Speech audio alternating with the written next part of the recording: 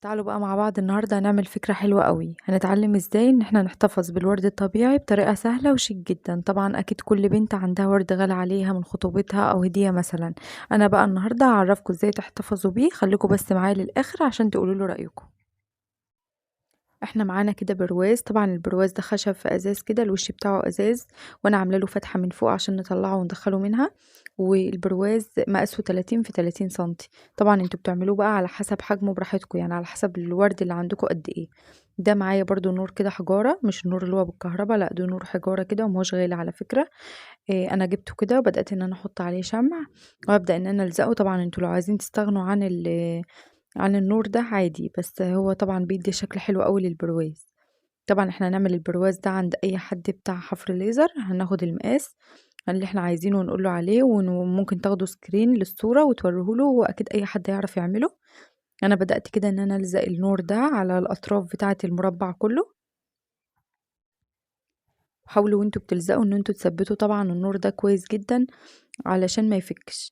وهو كده كده الشمع ما بيعملش اي حاجة في السلك، ما تقلقوش.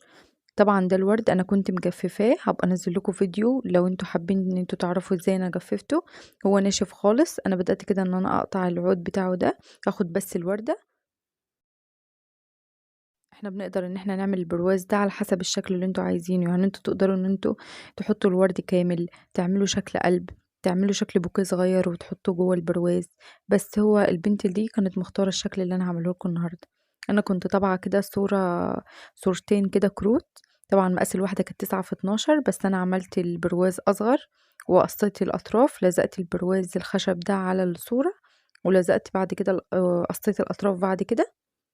وبدأت ان انا احط الصورتين كده جنب بعض في النص وسايبه بينهم فراغ، وبرضو التاريخ بتاع الخطوبة بتاعتهم تحت واسمائهم الاتنين فوق، وقلب صغير كده حطيته في النص.